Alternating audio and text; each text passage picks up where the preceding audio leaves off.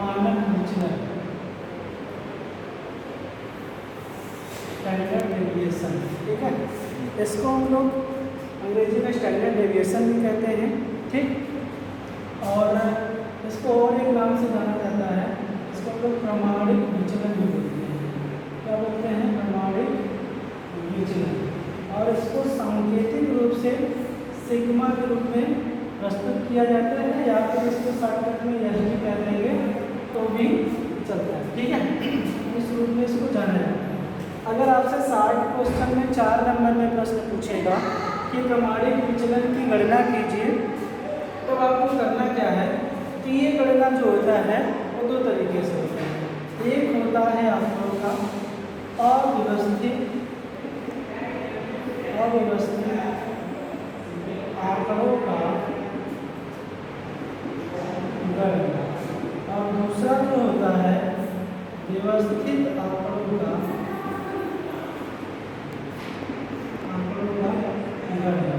ठीक है, 2 तरीके से कहीं ना कहीं ये गणना की जाती है प्रमाणिक विचलन का। एक होता है अव्यवस्थित आंकड़ों का गणना और दूसरा होता है व्यवस्थित आंकड़ों का गणना। ठीक है, अब सबसे पहले बात कर लेते हैं हम लोग व्यवस्थित आंकड़ों का गणना।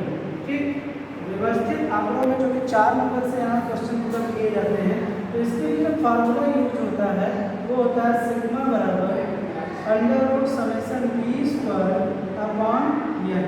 ये फार्मूला यूज होता है। या फिर इसको एक और फार्मूला यूज होता है, इसको हम लोग सिग्मा बराबर बोलते हैं समेशन यक्स माइनस यम का होल स्क्वायर अपॉन एन। ये भी फार्मूला यूज होता है। या तो फिर अगर ये फार्मूला नहीं याद है आप लोगों को, ये भी यूज कर सकते हैं समेशन यक्स का स्क्वायर अपॉन एन। आपको जो फार्मूले याद हैं वो फार्मूले आप लगा करके सवाल को निकाल सकते हैं। तो हम इस फार्मूले का प्रयोग करके, या यही सब एक ही फार्मूला है, किसी भी एक फार्मूले का प्रयोग करके आप सवाल लगा सकते हैं। ठीक है, तो मान लीजिए सवाल दिया हुआ है आपके सामने, यक्स की कोई वैल्यू दिया है 15, 13, उसके बाद दिया हुआ है 10, 9 और 8। ठीक है, तो सबसे पहले क्या करना है आप लोगों को, सबसे पहले इसको जोड़ लेना है। ठीक है, जब जोड़ेंगे तो आपको क्या मिल जाएगा? समेशन यक्स मिल जाएगा यहाँ से। तो समेशन यक्स आपका जो प्राप्त होगा जोड़ने पर 55 प्राप्त होगा। ठीक है, तो सबसे पहले 55 जब प्राप्त हो गया तो क्या करना है आपको? मीन निकाल लेना है, मध्यमान। ठीक है, मध्यमान निकालने का फार्मूला क्या होता है? Summation x upon N.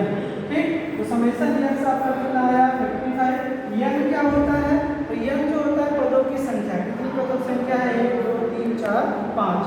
तो पदों की संख्या से क्या करेंगे? आप भाग दे देंगे तो आएगा वही हमारा मीन हो जाएगा। कितना आ गया? 11। अब इसके बाद फार्मूला क्या कह रहा था? फार्मूला आपके दिमाग में होना चाहिए, सिग्मा बराबर summation D square upon N. D अभी हमें निकालना है। डी कैसे निकलेगा? यक्स बराबर, या डी भी बोल सकते हैं इसको, डी लिख लीजिए क्योंकि डी हमको चाहिए। डी बराबर यक्स माइनस यम। यक्स क्या है? यही जो मीन पद दिया हुआ है, और उसमें से क्या करना है? मीन को घटाना है। ठीक है, विचलित करना है, पदों से विचलन ज्ञात करना है। तो पहले पद कितने हैं वही लिख लीजिए, 15। मीन कितना है? 11। ठीक है, 13 minus 11, 10 minus 11, 9 minus 11, 8 minus 11। Simple है। ठीक है, अब उसके बाद क्या करना है आपको? घटा दीजिए। 4 हो गया, इसमें से 2 हो गया, ये माइनस का 1 हो गया, और ये आपका क्या आ जाएगा? माइनस का 2 हो जाएगा, माइनस का 3 हो जाएगा। ठीक है, इस तरीके से कहने का इसको घटा लेंगे। अब फार्मूला क्या कह रहा है? अभी हमें फार्मूले में चाहिए डी ज्ञात हो गया, अब इसी डी का क्या कह रहा है? वर्ग कह रहा है। तो डी का वर्ग कर दीजिए। जो फार्मूला कह रहा है उसी के अनुसार बस हमको चलना है। ठीक है, निकाल लेते हैं भाई जो फार्मूला कह रहा है।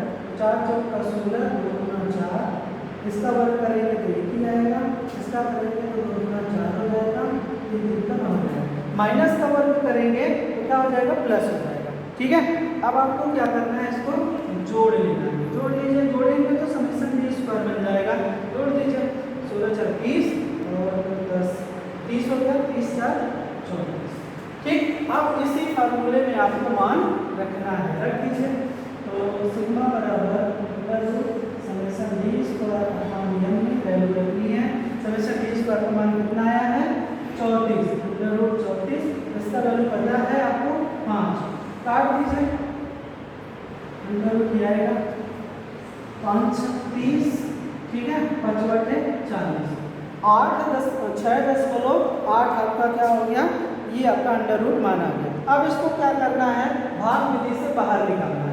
निकाल दीजिए भाग विधि से बाहर, 6.8 है, एक जीरो बढ़ा करके क्या करेंगे, इसको पेयर बना लेंगे, ठीक है, पेयर बना लेंगे और ये सिंगल छूट जाएगा, उसको सिंगल ही पेयर रहने देते हैं। अब जो यहाँ पे रखेंगे मान, वही मान यहाँ पे रखा जाएगा।